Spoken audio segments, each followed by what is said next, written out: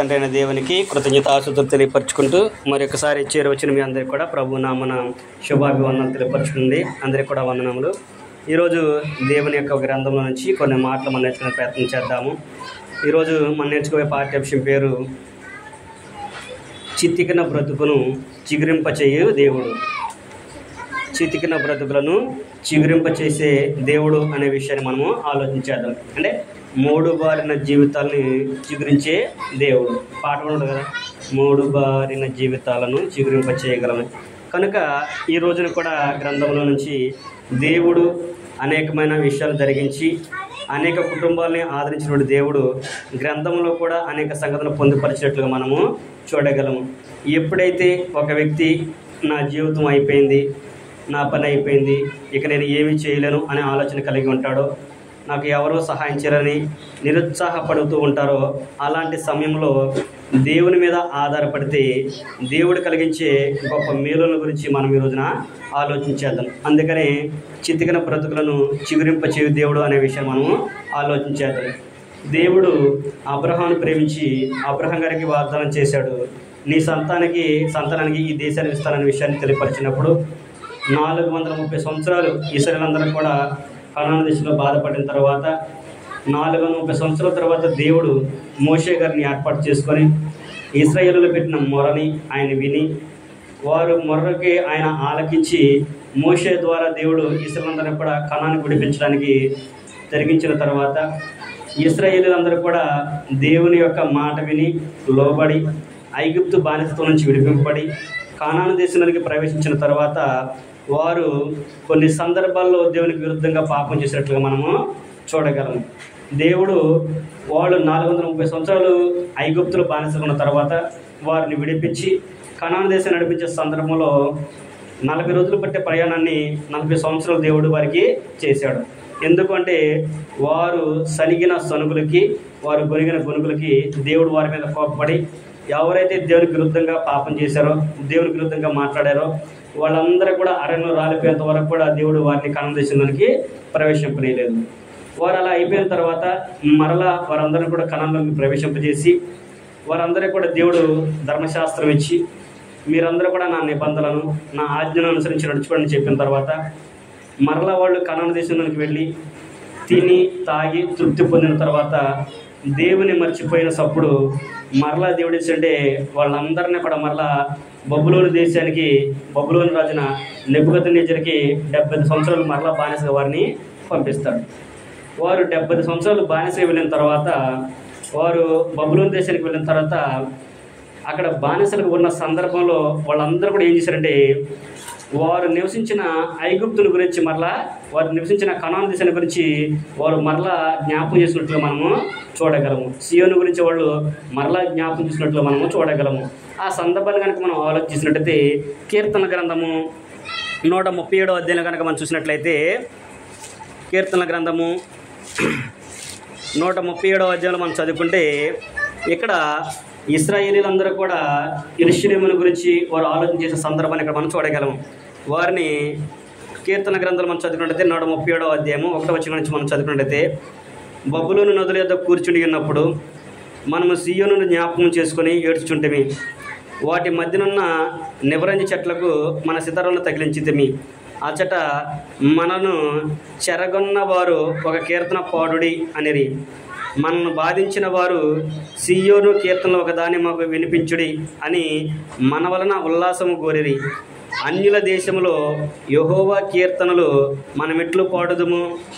యెరూషలేమా, నేను నీ మరచిన ఎడల నా కుడి చెయ్యి తన నేర్పు మరచునుగాక. నేను నిన్ను జ్ఞాపకం చేసుకునే ఎడల నా ముఖము సంతోషం కంటే నేను యెరూషలేము హెచ్చుగా ఎంచిన ఎడల నా నాలుక నా అంగిటికి అంటుకొనుగాక. యెహోవా ఎదోము జనులకు చేసినది జ్ఞాపకం చేసుకొనుము, యెరూషలేము పాడైన దినమున జ్ఞాపకంకు తెచ్చుకొనుము, దాన్ని నాశనం చేయుడి అనే విషయాన్ని వాళ్ళు అలా చదువుకుంటూ వెళ్ళినట్లయితే వాళ్ళు దేవునికి మొరపెట్టిన విషయాన్ని మనము చూడొచ్చు. అంటే వాళ్ళు యెరూషలేములో ఉన్నప్పుడు సంతోషంగా ఉన్నప్పుడు వాళ్ళు ఏం చేశారంటే ఆనందంగా గడిపారు. కానీ వీళ్ళు బానిసత్వంలోకి వెళ్ళిన తర్వాత మరలా దాన్ని జ్ఞాపకం చేసుకున్నారు. దేవుడు మనం సియోనులో ఉన్నప్పుడు ఎంత అద్భుతంగా మనం ఉంచాడు, మనం సంతోషంగా ఉన్నాము. కానీ ఈ బబులోను దేశంలో మన బానిసలకు వచ్చిన తర్వాత వాళ్ళు మన చేత సంతోషంగా ఉండాలని కోరుకుంటున్నారు, మన చేత ఉల్లాసంగా ఉండాలని కోరుకుంటున్నారు, మనతో కీర్తనలు పంచాలనుకుంటున్నారు అని చెప్పేసి వాళ్ళు అనుకున్నప్పుడు వాళ్ళు అంటున్నారు, వారి మాటలు కనుక మేము లోబడితే మా కుడి చెయ్యి పని చేయకుండా పోతుంది, అలాగే వారు చెప్పినట్లుగా వారి దేవతలు మేము మొక్కితే మా నాలుక అంగిటికి అంటుకుపోతుంది అనే విషయాన్ని వాళ్ళు చెప్పినట్లుగా మనము చూడగలము. కనుక ఆనాడు ఎలాగైతే వాళ్ళు ఇశ్రాయేలీయులు దేవుని యొక్క మాటలకే వినకుండా, వాళ్ళు దేవుని యొక్క ఆజ్ఞలకు లోబడకుండా ఇది చేశారో, అలాగే అనేక మంది దేవుని యొక్క మాటను విని దేవుని యొక్క చిత్తాన్ని గ్రహించి లోబడి అద్భుతాలు పొందుకున్న వారిని కొంతమందిని మన ఈ సందర్భంలో చూద్దాము. అందులో మొదటిగా మనం చూసినట్లయితే చితికిన బ్రతుకుల్లో చిగురింప చేసే దేవుడు అనే విషయాన్ని మనం ఆలోచించినప్పుడు, మనం ఒక వ్యక్తిని ఆలోచించినప్పుడు, ఒక వ్యక్తికి మరణదినాలు సమీపించిన తర్వాత ఏమైనా ఆలోచన చేస్తారు? ఒక వ్యక్తికి మరణదినాలు సమీపించినప్పుడు ఏమనుకుంటే ఇక లేదు నేను చనిపోతాను అనుకున్నప్పుడు వాళ్ళు దేవునికి ఏమైనా మొరపెడతారు? మొరపెట్టదలుచుకుంటే ఆరోగ్యం బాగాపోయినా, లేదంటే ఏదైనా అనారోగ్య పరిస్థితి వచ్చినా ఏమైనా ఆలోచన చేస్తారు? నన్ను బ్రతికించు, నా పిల్లలను చూసుకోవాలి, ఇంకా ఎవరు పిల్లలకు పెళ్ళిళ్ళు చేయలేదు, పిల్లలకు చదువుకోవాలి, ఉద్యోగాలు రాలేదని అని చెప్పి దేవునికి మొరపెట్టుకుంటూ ఉంటారు. కానీ ఒక భక్తుడైతే ఏమని మొరపెడుతున్నాడు అనే విషయాన్ని కనుక మనం ఆలోచించినట్లయితే రాజుల 2వ గ్రంథంలో కనుక మనం చదువుకున్నట్లయితే రాజుల 2వ గ్రంథము 20వ అధ్యాయం కనుక మనం చదువుకుంటే అక్కడ ఒక భక్తుడు చేసినటువంటి మొరను మనము ఆలోచించేద్దాము. ఆయన పెట్టిన దేవునికి పెట్టిన విజ్ఞాపన మనము ఆలోచించేద్దాము. ఆయన దేవునికి ఏమైనా ప్రార్థన చేశాడు? రాజుల 2వ గ్రంథము 20వ అధ్యాయం కనుక మనం చదువుకున్నట్లయితే, ఆ దినములలో హిజ్కియాకు మరణకరమైన రోగము కలుగగా ఆమోజు కుమారుడును ప్రవక్తయునైన యెషయా అతని వద్దకు వచ్చి, నీవు మరణమవుచున్నావు, బ్రతుకవు గనక నీవు నీళ్లు చక్కబెట్టుకొనమని యెహోవా సెలవిచ్చున్నాడని చెప్పగా, ఏమని చెబుతున్నాడు ఇక్కడ? ప్రవక్త వచ్చి హిజ్కియా గారికి, అయ్యా నీ మరణదినాలు సమీపించినవి, నీ దినమికి అయిపోయింది, కాబట్టి నువ్వు వెళ్ళు చక్కబెట్టుకోమని చెప్పి దేవుడు చెప్పినప్పుడు ఆయన ఏమని మొరపెట్టాడు? వాస్తవానికి మనకి ఎవరైనా చెప్తే అనుకుంటాము అయిపోయింది అంటే పిల్లల గురించి, భార్య గురించి, బిడ్డల గురించి ఆలోచించి వాటి గురించి మనం ఆలోచిస్తాము. కానీ ఇక్కడ ఈ భక్తుడు ఏమంటున్నాడంటే 2వ వచనం మనం చదువుకున్నట్లయితే, అతడు తన ముఖము గోడ తట్టు త్రిప్పుకొని, యెహోవా యథార్థ హృదయుడనై సత్యముతో నీ సన్నిధి నేనెట్లు నడుచుకుంటేనో, నీ దృష్టికి అనుకూలముగా సమస్తమును నేనెట్లు జరిగించుతనో జ్ఞాపకము చేసుకొనమని హిజ్కియా కన్నీళ్లు విడుచుచు యెహోవాను ప్రార్థించును. ఏమని ప్రార్థించాడు హిజ్కియా? దేవా, నీ సన్నిధిలో నేను ఎలా నడుచుకున్నాను, యథార్థ హృదయుడనై సత్యమును అనుసరించి నీ మాటలను బట్టి నేను ఎలా నడుచుకున్నానో ఒకసారి కృపతో జ్ఞాపం చేసుకోమన్నప్పుడు దేవుడు మరలా ఆయన హిజ్కియా గారికి ఆయుష్ ఇచ్చినట్లుగా మనము చూడగలం. మరలా యెషయాను పంపించి ఆయనకి ఏమని చెప్పాడు?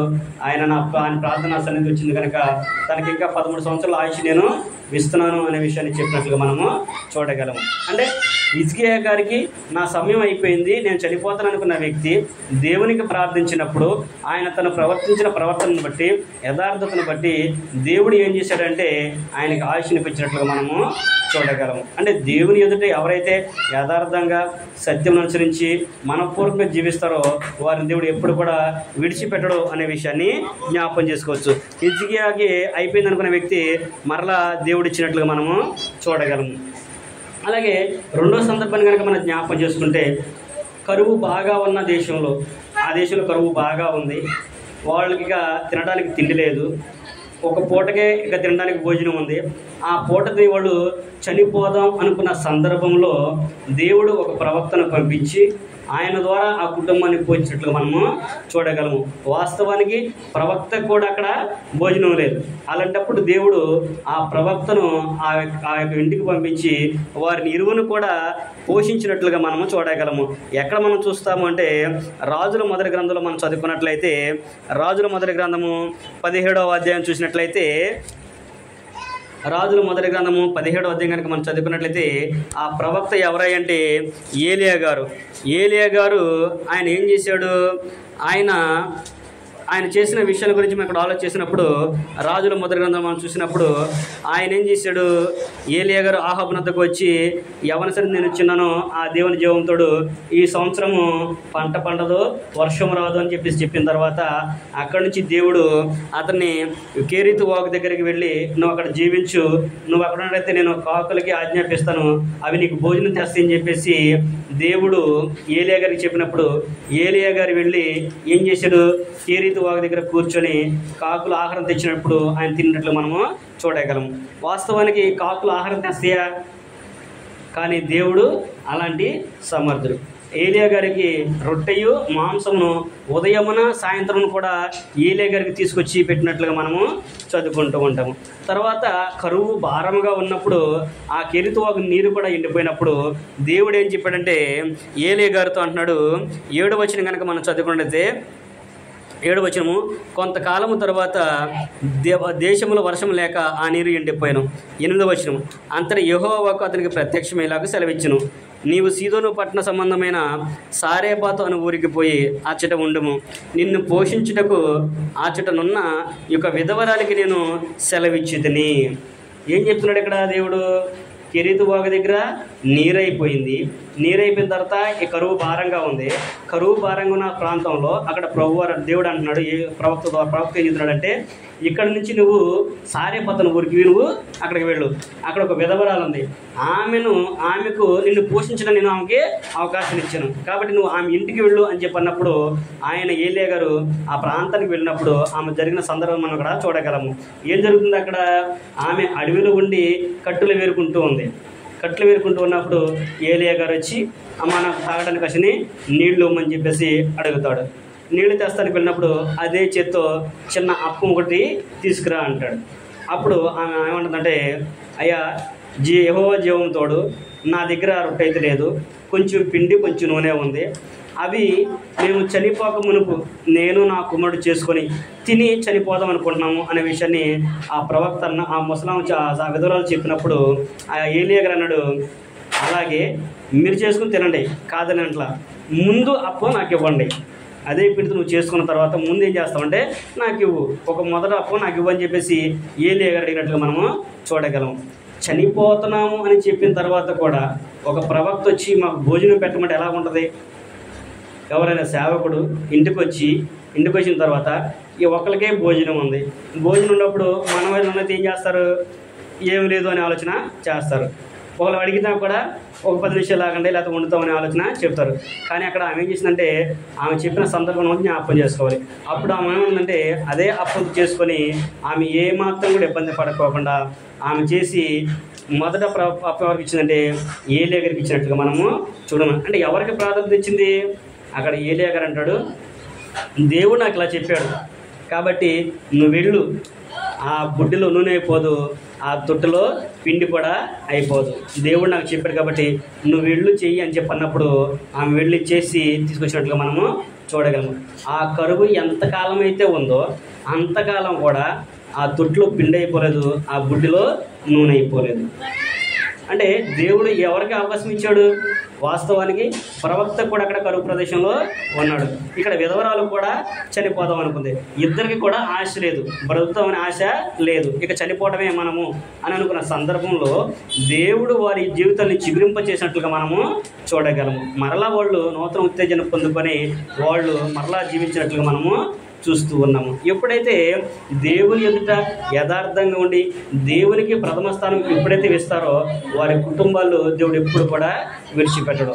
దేవుడు దైవజనుడు, ప్రవక్త, దేవుని సేవకుడు మన గృహానికి వచ్చాడంటే దేవుడు పంపించిన వ్యక్తిని మనం ఆలోచన చేసుకుని అతను కనుక మనం ఆతిథ్యం ఇచ్చినప్పుడు దేవుడు మన కుటుంబాన్ని దీవిస్తాడు. అందుకనే ఆతిథ్యం మర్చిపోకూడదు, ఆతిథ్యం ఇవ్వడం కూడా మర్చిపోకూడదు. మనం వెళ్ళి ఆతిథ్యం చేయడం ఎంత ప్రాముఖ్యమో అలాగే మన ఇంటికి వచ్చిన ఒక వ్యక్తికి ఆతిథ్యం ఇవ్వడం కూడా అంతే ప్రాముఖ్యం. ఇక్కడ కూడా విధవరాలు, ఆమె ఎవరో విధవరాలు, తన దగ్గర ఏమి కూడా లేదు. కానీ దేవుడు ఆమెకి గొప్ప అవకాశాన్ని ఇచ్చాడు. ఆమె కూడా దేవుని యొక్క ప్రవక్తకు దేవునికి మొదటి స్థానం ఇచ్చింది కనుకనే దేవుడు ఆమెను ఆమె కుటుంబాన్ని దీవించినట్లుగా మనము చూడగలము. కనుక మనము కూడా ప్రతి విషయంలో కూడా దేవుని మీద ఆధారపడి ఉన్నట్లయితే దేవుడు మన జీవితాన్ని కూడా చిగురింప చేస్తాడు అనే విషయాన్ని చూడగలము.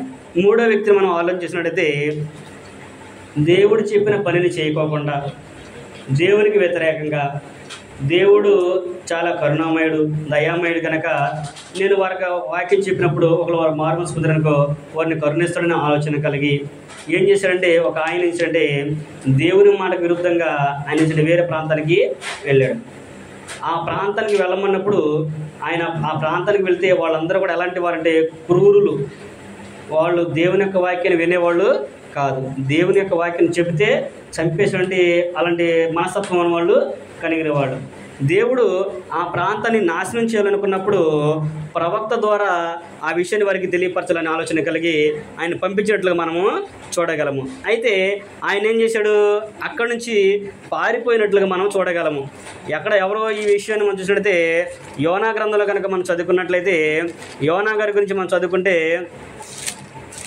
యోనా గురించి మనం ఆలోచించినప్పుడు ఆయన నినేవే పట్టణానికి వెళ్ళి నినేవే పట్టణస్తులకు దేవుని యొక్క వాక్యాన్ని ప్రకటన చెయ్యి, మీ పాపం మహాఘోరంగా ఉంది కాబట్టి దేవుడు మీ పట్టణాన్ని నాశనం చేయాలనుకున్నాడు అని చెప్పే విషయాన్ని నువ్వు వారికి చెప్పయ్యా అంటే ఈ యోనా గారు వారికి భయపడి దేవునికి దూరంగా మనం వెళ్ళిపోతే ఏ బాధ ఉండాలి అనుకుని ఆయన అంటే తార్షీషు వెళ్ళే పట్టణానికి పారిపోయినట్లుగా మనము చూడగలం. ఆయన ఓడ ఎక్కి ఆ పట్టణానికి వెళ్ళినప్పుడు ఆ పట్టణం అడుగు భాగానికి నిద్రపోతూ ఉన్నప్పుడు దేవుని దగ్గర నుంచి తప్పించుకోగలడా? ఏ మానవుడైనా కానీ దేవుని దగ్గర నుంచి తప్పించుకునే అవకాశం ఉందా? వాళ్ళు ఎంత వాళ్ళైనప్పటికీ కూడా దేవునికి విరుద్ధంగా పాపం చేసినప్పుడు, దేవునికి విరుద్ధంగా మాట్లాడినప్పుడు ఎవరు ఎక్కడ కూడా వెళ్ళరు. దేవుడు ఒక పని చేయమని చెప్పినప్పుడు అతనికి అవకాశం ఇచ్చినప్పుడు ఆ పని చేయడానికి అతను ఇష్టపడితే చాలా మంచిది అనే విషయాన్ని కూడా మనం ఇక్కడ ఆలోచించవచ్చు. అలాగే యోనా గారు కూడా దేవుని యొక్క ప్రేమను తెలుసుకుని దేవుని సన్నిధి నుంచి పారిపోతూ ఉన్నప్పుడు ఆయన ఒక ఓడలోనికి వెళ్ళి నిద్రపోతున్నప్పుడు దేవుడు ఆ ఓడ మీదకి సముద్రం మీదకి తుఫాను తెచ్చినట్లుగా మనము చూస్తూ ఉంటాము. ఆ ఓడ మీద తుఫాను వచ్చినప్పుడు ఆ తుఫాను అవచర కొట్టబడుచున్నప్పుడు వాళ్ళందరూ కూడా భయపడిపోయి ఎవరిని బట్టి ఇంత కీడు మన మీదకి వచ్చిందో అనే ఆలోచన చేసి చీట్లు వేస్తున్న సందర్భాన్ని మనం చూస్తూ ఉంటాము. అప్పుడు చీట్లు వేసిన తర్వాత ఎవరి పేరు వచ్చింది? చీట్లు యోనా గారి పేరు మీద వచ్చింది. యోనా గారి పేరు మీద వచ్చినప్పుడు వాళ్ళందరూ కూడా అయ్యా నువ్వు వెచ్చటివాడు, నీ వంశం ఏంటి, నీదే గోత్రము, నువ్వు ఎక్కడి నుంచి వస్తున్నావు, నువ్వు ఈ జనం ఎవరు అనే విషయాన్ని అడిగినప్పుడు అప్పుడు యోనా గారు అంటాడు, నేను ఆకాశమునకును భూమికి నీ సృష్టికర్త అయిన యెహోవా సేవకుడును, ఆయన ప్రవక్తను, ఆయన నన్ను పలానా చోటకు పంపించాడు కానీ నేను పారిపోయి వచ్చాను, నన్ను బట్టి ఈ తుఫాను వచ్చిందనే విషయాన్ని యోనా గారు కూడా ఒప్పుకుంటారు. ఒప్పుకుంటే వాళ్ళందరూ కూడా అంటారు, అయ్యా మరి ఇప్పుడు దీన్ని శాంతిపరచడానికి మేమేం చేయాలని చెప్పేసి యోనా గారిని అడిగితే మీరేం చేయొద్దయ్యా, నన్ను ఎత్తి సముద్రంలో పడేయండి, నన్ను ఎత్తి సముద్రంలో పడేయమన్నప్పుడు అప్పుడు వాళ్ళందరూ కూడా భయపడిపోతారు. నీవు దేవుడు చెప్పిన మాటకు వ్యతిరేకంగా ఈ ఓడలకు వస్తే నీకు తుఫాను తెప్పించాడే, మరి నువ్వు ఆయన సేవకుడు అంటున్నావు, నిన్ను ఎత్తి మేము సముద్రంలో పడితే ఆ దేవుడు మమ్మల్ని ఊరుకుంటాడా, ఇంకెంత కీడు వచ్చిందో మాకు అని చెప్పేసి వాళ్ళు భయపడిపోతే యోనా గారు అన్నాడు, అలా కాదు నేను చెప్పినట్టు మీరు చేయండి అన్నప్పుడు వాళ్ళందరూ కూడా దేవా నీ ప్రవక్త చెప్పినట్లుగా మేము చేస్తామని చెప్పేసి దేవునికి మొదలుపెట్టుకొని యోనా గారిని పడేసినట్లుగా మనము చూస్తాము. యోనా గారిని ఎప్పుడైతే సముద్రంలో పడవేస్తారో ఆ సముద్రం మిక్కిలి నిమ్మలమైపోతుంది. ఆ మిక్కిలి నిమ్మలమైపోగానే వాళ్ళందరూ కూడా దేవునికి భయపడి యెహోవా దేవుడే దేవుడిని తెలుసుకుని ఆయనకు మురుకుబడులు చేసుకున్నట్లు కూడా మనము చూస్తూ ఉంటాము. అంటే ఆయన చేసిన ఒక పని ద్వారా కొంతమంది అన్యులు కూడా మార్పు చెందారు, దేవుణ్ణి అంగీకరించాడు. తర్వాత ఈ యోనా గారిని ఎప్పుడైతే చేప కడుపులో ఎప్పుడైతే సముద్రానికి పడవేశారో అప్పుడు దేవుడు అంటే ఒక తిమ్మె మత్స్యానికి ఆజ్ఞాపిస్తాడు, నువ్వు యోనాని మృంగమని చెప్పి. అది మనం చూసినప్పుడు వాస్తవానికి చేప కడుపులో ఒక వ్యక్తి బ్రతకడం అనేది అసంభవం. చేప మనిషిని మింగితే అతను బ్రతకడం కూడా అసాధ్యం. కానీ దేవుడు ఎంత గొప్ప అద్భుతంగా ఆయన కాపాడాడు అనే విషయం కూడా మనము చూడగలము. అప్పుడు యోనా గారు యోనా గారు మత్స్యం కడుపులో ఉండి దేవునికి ఇలాగ ప్రార్థన చేస్తున్నాడు. అయ్యా నేను తప్పు చేశాను, నేను పాపం చేశాను కూడా ఆయన ఏమంటలా. ఆయన ఏమంటున్నాడు, యోనా గ్రంథము 2వ అధ్యాయం 1వ వచనం నుంచి మనం చదువుకుంటే, ఆ మత్స్యం కడుపులో ఉండి యోనా యెహోవాకు ఇలాగూ ప్రార్థించెను. ఏమని ప్రార్థించాడు అనే విషయాన్ని కూడా మనము చూడగలం. అంటే యోనా గారు మత్స్యం యొక్క కడుపులో ఉండి ప్రార్థన చేసినట్లుగా మనము చూస్తూ ఉన్నాం. అప్పుడు దేవుడు ఆయన ప్రార్థనను అంగీకరించి ఆయన ప్రార్థన ఆలకించి మరలా మత్స్యానికి ఆజ్ఞాపించినప్పుడు అది నేల మీద అతన్ని కక్కేసినట్లుగా మనము చూడగలం. నీనేవే పట్టణానికి ఒడ్డున ఆయన్ని పడవేసినట్లుగా మనము చూస్తూ ఉన్నాము. యోనా గారు చనిపోయాను అనుకున్నాడు, కానీ వాస్తవానికి దేవుడు ఏం చేశాడు, మరలా ఆయన్ని ఎక్కడికైతే వద్దనుకున్నాడో మరలా అక్కడికి దేవుడు ఆయన్ని తీసుకొచ్చాడు. అలాగే మనము కూడా ఏదైతే మనం చేయలేము, ఏదైతే మనకి ప్రమాదం అనుకుంటామో దేవుడు దాన్నే మనకి చేస్తాడు, దాని దగ్గరికి మనం తీసుకొస్తాడు అనే విషయాన్ని కూడా జ్ఞాపకం చేసుకోవాలి. చితికిన బ్రతుకులను చిగురింపజేసే దేవుడు. అంటే ఎప్పుడైతే మూడు బారిపోయి అంటే ఇక మా జీవితం అయిపోయిందని అనుకుంటారో అలాంటి వ్యక్తుల యొక్క జీవితం దేవుడు మెరుగుపరిచినట్లుగా మనము చూడగలము. ప్రతి విషయంలో కూడా ప్రతి వ్యక్తి జాగ్రత్త కలిగి, నెమ్మది కలిగి, ఓర్పు కలిగి జీవించవలసిన అవసరం అనేది ఉంది. నాకు ఇక అవకాశం లేదు అనే ఆలోచన కూడా ఎప్పుడు చేయకూడదు. చాలామంది ఏం చేస్తూ ఉంటారంటే ఈ రోజుల్లో ప్రస్తుతానికి తల్లిదండ్రులు తిట్టినా, ఏదైనా గొడవలు పడినా, ఇంక నా జీవితం ఎందుకు, నా బ్రతుకెందుకు అని ఆత్మహత్యలు చేసుకోవడము, సూసైడ్ చేసుకునే విషయాలు మనం చాలామందిని చూస్తూ ఉంటాము. ఒక్క నిమిషం ఆలోచన చేసినట్లయితే వారి జీవితాలని దేవుడు ఎంత బాగు చేస్తారనే విషయాన్ని మనం జ్ఞాపకం చేసుకోవచ్చు. ఇక్కడ కూడా వీళ్ళు కూడా అయిపోయింది అనుకున్నారు జీవితాలు, ఏలియా గారు అయిపోయింది అనుకున్నారు, సారెపత్ విధురాలు కూడా చనిపోదాం అనుకుంది. అలాగే యోనా గారు కూడా ఏముంది, ఇంకా మత్స్యం కట్టుకున్నాను కాబట్టి నేను కూడా చనిపోతాను అని అనుకున్నాడు. కానీ దేవుడు వారందరినీ కూడా గొప్ప అద్భుతంగా మరలా పోషించినట్లుగా మనము చూస్తూ ఉన్నాం. హిజ్కియా గారు కూడా చనిపోతాను అనుకున్నాడు, కానీ మరలా 13 సంవత్సరాల ఆయుష్ను ఆయన ఇచ్చాడు. అంటే దేవుడి దగ్గర ఎవరైతే యథార్థమైన ప్రవర్తన కలిగి సత్యమును అనుసరించి నీతి న్యాయంగా బ్రతుకుతారో దేవుడు వారిని ఎప్పటికి కూడా విడిచిపెట్టడు, వారికి సంపూర్ణ ఆరోగ్యాలు ఆయుష్నిస్తారనే విషయాన్ని మనము గ్రహించవచ్చు. అలాగే ఎవరికైతే మేము ఇక దీన్ని పొందలేమని అనుకుంటారో అట్టి వారికి కూడా దేవుడు గొప్ప అవకాశాన్ని ఇస్తూ ఉంటాడు. అదే విషయంలో హన్నా గురించి మనం చదువుకున్నట్లయితే హన్నా గారికి పిల్లలు లేరు, హన్నాకి పిల్లలేరు. తన భర్త పెనిన్నా వాళ్ళు తన యొక్క మొదటి భార్య పెనిన్నా యొక్క మొదటి భార్య ఏం చేస్తుందంటే ఈమెను హన్నాని చాలా బాధ పెట్టినట్లు కూడా మనము చూస్తూ ఉంటాము. ప్రతిదినం కూడా ఆమెని శోధించినట్లుగా చూస్తాము. తన ప్రాణం విసిగిపోయిందనే విషయాన్ని కూడా ఆమె తెలియపరిచినప్పుడు ఆమె దేవుని సన్నిధికి వెళ్ళి దేవునికి మొరపెట్టుకోవడం మనం చూడడం. ఏలీ గారి దగ్గరికి ఏలీ గారు ప్రవక్తున్న సందర్భంలో ఆమె వెళ్ళి మొరపెట్టుకున్నప్పుడు ఏలీ గారు అన్నాడు, ఎంతవరకు నువ్వు మత్తురాలు పోయి ఉంటావు ఇక లేకమని చెప్పినప్పుడు, అయ్యా నేను మత్తురాలని కాదు నా పరిస్థితి అని చెప్పినప్పుడు ఆయన అంటాడు, దేవుడు నీ మనవి ఆలకించునుగాక అనే విషయం చెప్పినప్పుడు మరుసటి సంవత్సరానికి ఆమె కుమారుని కన్నట్లుగా మనము చూస్తూ ఉంటాము. అంటే గర్భఫలము లేక ఎన్నో ఏళ్ళు బాధపడినప్పుడు కూడా ఆమె దేవుని ఎదుట కన్నీళ్లు విడిచి ప్రార్థన చేసినప్పుడు దేవుడు ఆమె మొరనే విన్నాడు. అలాగే మనం కూడా దేవుని సన్నిధిలో మనం మొరపెట్టుకుంటే ఆయన మన ప్రార్థన ఆలకించేవాడుగా ఉన్నాడు అనే విషయాన్ని ప్రతి ఒక్కరు కూడా జ్ఞాపకం చేసుకోవాలి. ఇప్పటి వరకు కూడా 3 వారి జీవితాన్ని చిగురింపజేసే దేవుడు. పాత నిబంధన వ్యక్తుల్లో దేవుడు వారికి అద్భుతాలు జరిగించి వారికి గొప్ప కార్యాలని చేశాడు. మరి ఈ రోజున క్రైస్తవులకు ఉన్న మన విషయంలో దేవుడు ఎలాంటి కార్యాలు జరిగిస్తాడు అనేది కూడా మనము ఆలోచించాలి. ఆనాడు ఏలియా గారికి లాగా దేవదూతను పంపించి లేదా ఆయనతో మనతో మాట్లాడి వాళ్ళ చోటకులు చెప్తాడా, లేకపోతే హిజ్కియా గారికి మరణదనం వచ్చింది కాబట్టి నువ్వు చనిపోతున్నావు కాబట్టి ప్రవక్తను పంపించి నువ్వు చనిపోతానని విషయాన్ని మనం తెలియపరుస్తాడా, లేకపోతే అన్న దేవునికి మొక్కుకుని ఎలాగైతే కుమారుడికి అందో అలాగే ఆయనకు మొక్కితే నీ గర్భాలను సరే వెళ్ళిపోయి చెప్పండి వచ్చేసిద్దా? ఈ రోజుని ఎలా మనం జీవించాలో, దేవుడు మనతో ఎలా మాట్లాడతాడో, దేవుడు మన పట్ల కార్యాలు ఎలా చేస్తాడో అనే విషయం మనము తెలుసుకోవాలి. అందుకని హెబ్రీ గ్రంథకర్త అంటాడు, ఆయన తన కుమారుని ద్వారా మాట్లాడేను అనే విషయాన్ని జ్ఞాపకం చేస్తున్నాడు. ఈ రోజున మన జీవితాల్లో మన కుటుంబాల్లో అద్భుతాలు జరగాలన్నా, మహత్కార్యాలు జరగాలన్నా, మన కుటుంబం మేలు పొందాలి అన్నా, మన జీవితాలు చిగురింప చేయాలి అన్నా కానీ ఏం ఆలోచించాలంటే మనము దేవుని యొక్క వాక్యాన్ని అనుసరించి నడుచుకోవాలి. వాళ్ళందరూ కూడా ఎలాగైతే దేవునికి మొరపెట్టుకున్నారు, ఎలా మొరపెట్టారు, వాళ్ళు ప్రాణాలను అడగల, వారి ఆస్తులను అడగల, అనారోగ్యం ఉన్న కాబట్టి నాకు ఆరోగ్యం తెచ్చిపోయిన వాళ్ళు అడగలేదు. ఏమని అడిగారంటే నీతి న్యాయము అనుసరించి యథార్థ హృదయంతో మేము ఎట్లు బ్రతికము నీకు తెలుసు కాబట్టి నువ్వే జ్ఞాపకం చేసుకోమని చెప్పేసి వాళ్ళు వేడుకున్నారు. అలాగే ఈ రోజున కూడా మనము కూడా ప్రతి వ్యక్తి కూడా ఏం ఆలోచించాలంటే దేవుణ్ణి జ్ఞానం అడగాలి. ఏం అడగాలంటే దేవుణ్ణి జ్ఞానం అడగాలి. అందుకనే యాకోబు గారు అంటాడు, యాకోబు రాసిన పత్రిక 1వ అధ్యాయము 5వ వచనం కనుక మనం చదువుకుంటే, మీలో ఎవరికైనాను జ్ఞానం కొదువై ఉన్నాడలా అతడు దేవుణ్ణి అడగవలెను, ఆయన ఎవరిని గద్దెంపక అందరికీ కూడా ధారాళముగా దయచేయవాడు. అంటే దేవుని యొక్క జ్ఞానం చాలా విలువైనది, అది గొప్పది అనే విషయాన్ని ఈ గ్రంథం మనకి తెలియపరుస్తుంది. ఈ లోకంలో చదువు లేకపోయినా బ్రతకొచ్చు, మనకి ఏది లేకపోయినా బ్రతకొచ్చు, కానీ దేవుని జ్ఞానం లేకపోతే మనము బ్రతకలేము.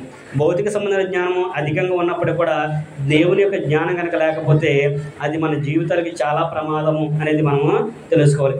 భౌతికంగా ఎలాగైనా బ్రతకగలము, భౌతికంగా ఎలాగైనా మనము జీవిస్తాము, కానీ ఆత్మీయంగా జీవించాలి అంటే, ఆత్మీయంగా మన ఆత్మ దేవునితో యుగయుగాలు ఉండాలి అంటే ఆత్మ సంబంధ జ్ఞానం నీకు ప్రాముఖ్యమైనది.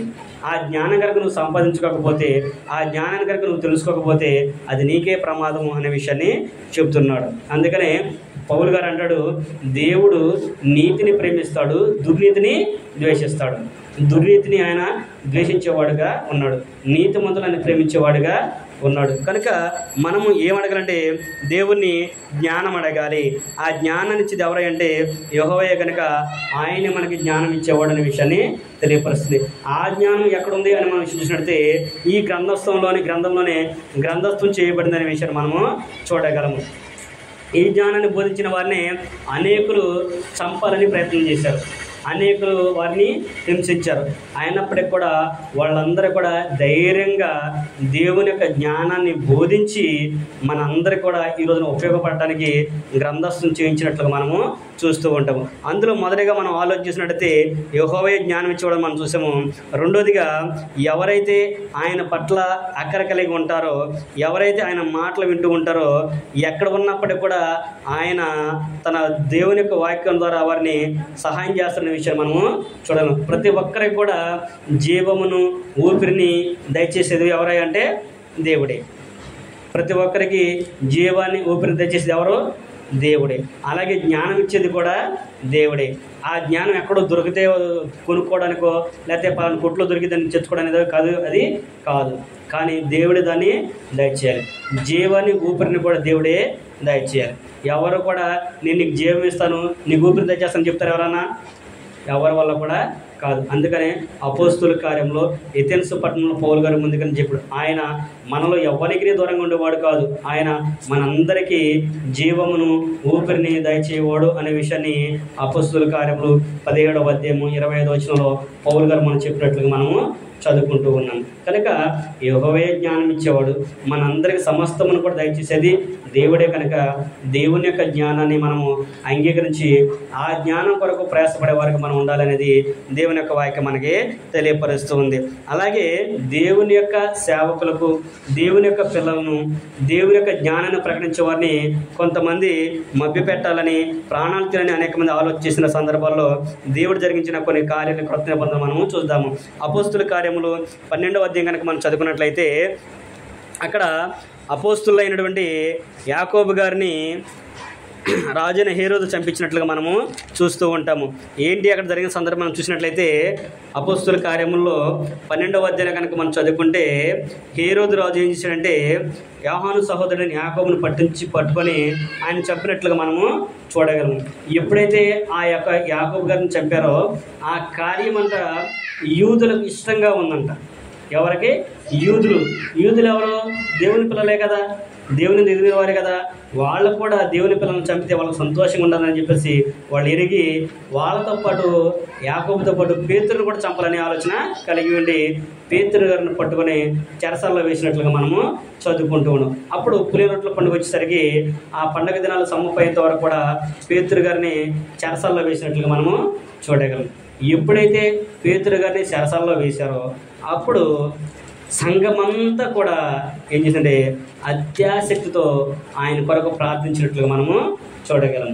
అంటే ఈ రోజున కూడా దేవుడు మన కుటుంబాల్లో నెమ్మదినివ్వాలంటే, మన జీవితాన్ని మెరుగుపరచాలి అంటే, మనం ఆత్మీయంగా బలపడాలి అంటే ఏం చేయాలంటే సంఘమంతా కూడా కలిసి ఏకీభవించి ప్రార్థన చేయాలి.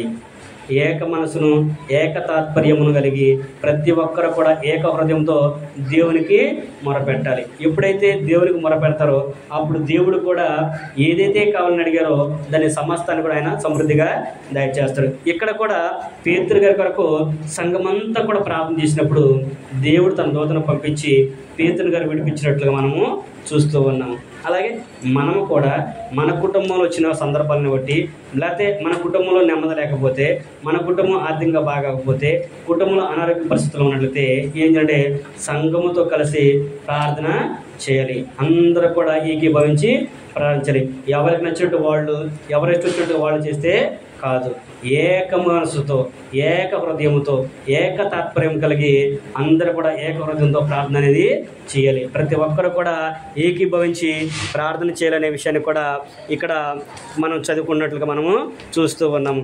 రెండో విషయాన్ని మనం మూడో విషయాన్ని ఆలోచించినట్లయితే సువార్త నిమిత్తము మనము వెనుకడుగు అనేది వేయకూడదు. మనము తెలుసుకున్న సత్యం ఏదైతే ఉందో, దేవుని యొక్క వాక్యం ఏమని తెలియపరుస్తుందో దాన్ని తెలియపరచడానికి ఎంతటికైనా సరే వెనకడగేయకూడదు. దాని కొరకు ప్రయాసపడుతూ దాని కొరకు మరణమైనా సరే అనిపించడానికి సంతోషంగా అంగీకరించాలనే విషయాన్ని కూడా తెలియపరచు. అలాంటి ఒక సందర్భాన్ని పౌలు శీలకు కూడా జరిగింది. వారు దేవుని యొక్క వాక్యాన్ని ప్రకటన చేస్తూ ఉన్నప్పుడు పౌలును శీలను పట్టుకొని చంపడానికి వాళ్ళు చెరసల్లో వేసినట్లుగా మనము చూస్తూ ఉంటాము. 16వ అధ్యాయంలో వారిని చెరసల్లో వేసిన తర్వాత వాళ్ళు ఏమాత్రం కూడా బాధపడకోకుండా వాళ్ళు ఏం ఆలోచన చేశారు? కీర్తనలు పాడుకున్నారు. చెరసల్లో ఏం చేశారు? వాళ్ళు కీర్తనలు పాడారు.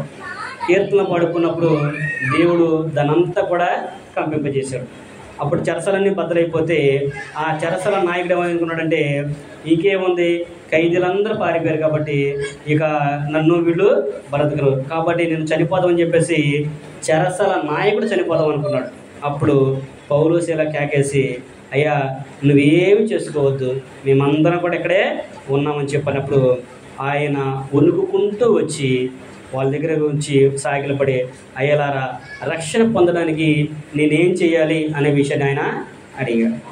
అంటే అక్కడ జరిగిన సందర్భం ఏంటి, ఇక్కడ ఇక్కడ మాట్లాడిన మాటలు ఏంటి అనేది మనము ఆలోచించాలి. ఎందుకంటే దేవుని యందు భయభక్తులు అనేవారు, సత్యాన్ని అనుసరించి నడుచుకునేవారు ఎలా ఉంటారంటే యథార్థ హృదయులయ్యి జీవిస్తారు. వారు దేనికి కూడా భయపడరు. మనుషులకి భయపడేవారు వాళ్ళు కాదు, వారు దేహం కొరకు ప్రయాసపడేవాళ్ళు కాదు అనేది వాళ్ళు గుర్తించారు. కనుకనే ఆ చెరసల నాయకుడు అయ్యలారా రక్షణ పొందడం నిర్ణయించినప్పుడు ఆయన పౌలు శీల కూడా దేవుని యొక్క వాక్యాన్ని వారికి తెలియపరిచినప్పుడు వారి కుటుంబం అంతా కూడా జరిగింది, మారు మనసు పొంది బాప్తిజం పొందినట్లుగా మనము చూస్తూ ఉన్నాం. అంటే ఒక కార్యం జరుగుతుందంటే దాని ద్వారా దేవుడు కొన్ని అనేక అద్భుతాలు జరిగించే అవకాశం అనేది ఉంది. మనము నాటతాము, ఒక చోట చూచేస్తే లైట్ అనేది ఇంకో చోట ఎలాగే తిరుగుతుందో అలాగే దేవుని యొక్క వాక్యం కూడా మన హృదయాల్లో అలాగా ఫలిస్తుంది. ఎప్పుడు అంటే మనము మనసు పెట్టి ఆలోచన చేసినప్పుడు, మనసు పెట్టి విన్నప్పుడు, యథార్థ హృదయంతో మనము ఆలోచన చేసినప్పుడు అది మన హృదయంలో ఫలిస్తుంది అనే విషయాన్ని దేవుని యొక్క వాక్యం మనకి తెలియపరుస్తుంది. కాబట్టి మన హృదయాల్లో కూడా దేవుడు చిగురింప చేయాలంటే, మన జీవితాలను కూడా దేవుడు చిగురింప చేయాలి అంటే, మన కుటుంబాలు కూడా దేవుడు మెరుగుపరచాలి అంటే, మన బ్రతుకులు కూడా దేవుడు బాగు చేయాలి అంటే ఏం చేయాలంటే చివరిగా ఆ వాక్యం చదువుకొని మనం ముగించుకుందాము. మనము చదువుకున్నట్లయితే లూకా సువార్తలు చూసినట్లయితే, లూకా సువార్తలు కనుక మనం చదువుకుంటే అక్కడ ప్రభువారు ఒక సందర్భాన్ని మనకు జ్ఞాపకం చేస్తూ ఉంటాడు. లూకా సువార్త 10వ అధ్యాయము 38వ వచనం కనుక మనం చదువుకుంటే అక్కడ మార్తా మరియ అనే ఇద్దరు సహోదరులు ఉంటారు.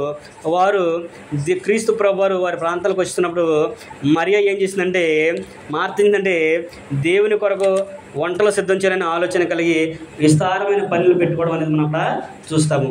మరియ అయితే దేవుని క్రీస్తు ప్రభు దగ్గర కూర్చొని ఆయన మాటలు విన్నట్లుగా మనము చూస్తాము. అప్పుడు ప్రభువారు అంటాడు, మరియ వచ్చి అడుగుతుంది, అయ్యా నేను ఒక్కదాన్ని ఇంత కష్టపడుతున్నాను, నీకు చింత లేదా, నా సహోదరిని పంపించవచ్చు కదా అని అడిగినప్పుడు ప్రభువారు అంటాడు, మరియ మార్త ఉత్తమమైనదాన్ని ఎన్నుకుంది కనుక అది ఆమె యొద్ద నుండి తీసివేయబడదు అనే విషయాన్ని కూడా మనము చూస్తాము. మార్త చేసినంత విస్తారమైన పని పెట్టుకుంది. మార్త విస్తారమైన పని పెట్టుకుంది కానీ ఏం చేయలేదు, దేవుని యొక్క వాక్యం వినడానికి ఆమె మనసు ఇవ్వలేదు. అందుకనే ప్రభువారు అంటాడు, మార్త నువ్వు విస్తారం పనులు పెట్టుకున్నా కానీ అవి కొంతవరకే ప్రయోజనం, అవి ఎప్పటికీ ప్రయోజనము కాదు. కానీ మరియ అయితే ఉత్తమమైనది ఎన్నుకున్నది కాబట్టి అది ఆమె వద్ద నుండి తీసివేయబడదు. ఏమనుకుంది ఆమె? క్రీస్తు పాదాల దగ్గర కూర్చొని ఆయన చెప్పే మాటలు వినడానికి ఆమె ఇష్టపడింది. అలాగే ఈ రోజును కూడా మనము దేవుని యొక్క వాక్యం ప్రకటన పడుతున్నప్పుడు మన పనులను పక్క పెట్టుకొని మొదటి స్థానం ఎవరికి ఇవ్వాలంటే దేవుని యొక్క వాక్యానికి ఇవ్వాలి. దేవుని పనికి ప్రథమ స్థానం అనేది ఇవ్వాలి. అలాగ మనము దేవుని యొక్క వాక్యానికి ప్రథమ స్థానం ఇచ్చినప్పుడు దేవుడు కూడా మనం ఎన్నుకున్న దాన్ని మనకి ఇస్తాడు. మనం పని ఎన్నుకున్నాం అనుకో, పని చేసుకుంటావు, ఇక నీ ఆత్మ అనేది నరకానికే వెళుతుంది. కానీ ఎప్పుడైతే నువ్వు దేవుని పనికి నువ్వు ప్రాధాన్యత ఇస్తావో అప్పుడు దేవుడు కూడా నిన్ను ఆత్మీయ స్థితితో పాటు భౌతికమైన పరిస్థితిని కూడా ఆయన మెరుగుపరిచి బాగు చేస్తారనే విషయాన్ని కూడా మనము గమనించవచ్చు. కనుక ఇప్పటి వరకు కూడా 3 వారిని జీవితాలను చిగురింపజేసే దేవుడు పాత నిబంధనలో ప్రవక్తలను, అలాగే విధవరాలను, హిజ్కియా గారిని, అలాగే యోనా గారిని, అలాగే చూస్తే హన్న గారికి కూడా దేవుడు వారి కుటుంబాన్ని దీవించాడు. ఈ రోజున కూడా మన కుటుంబాల్లో నెమ్మది కలగాలి అంటే, మనం కూడా చిగురింపజేసిన జీవితాలు ఉండాలి అంటే మనం ఏం చేయాలంటే మొదటిగా దేవుని యొక్క జ్ఞానాన్ని సంపాదించుకోవాలి. ఆ జ్ఞానం ఎక్కడ దొరుకుతుందంటే దేవుడు ఆయన స్వర్గం ఇచ్చి సంపాదించిన సంఘములో ఆయన జ్ఞానము దొరుకుతుంది. అది దేవుడు గ్రంథస్థాన్ని చేయించాడు. సత్యవాక్యాన్ని అనుసరించి నడుచుకోవాలి, యథార్థమైన ప్రవర్తన కలిగి జీవించాలి, ఎదుటివారి పట్ల ప్రేమ కలిగి జీవించాలి. అంతేకాకుండా దేవుని యొక్క మాటలు వినబడుతున్నప్పుడు శ్రద్ధగా విని ఆలకించే వారికి ఉండాలనే విషయాన్ని కూడా తెలియపరుస్తుంది. అప్పుడు ఎప్పుడైతే మనం అలా అనుకుంటామో, దావీదు గారు మాట ఒకసారి జ్ఞాపకం చేసుకుందాం. ఆయన ఏమన్నాడంటే, దావీదు గారు నా జీవిత కాలం అంతయు నేను యెహోవాను స్తుతించేదను అనే విషయాన్ని దావీదు గారు తెలియపరుస్తున్నారు. అలాగే మనం కూడా మన జీవితకాలం అంతా కూడా దేవుని స్తుతించే వరకు ఉంటే దేవుడు కూడా మనల్ని, మన కుటుంబాన్ని, మన జీవితాన్ని కూడా చిగురింప చేస్తారనే విషయాన్ని ప్రేమతో మీకు తెలియపరుస్తూ నాకు నేను తెలియపరచుకుంటూ ఈ మాటలందరితో ముగిస్తున్నాను. ఓపికతోనే మీ అందరూ కూడా ప్రభు నామమున అందరూ కూడా ఉన్నారు.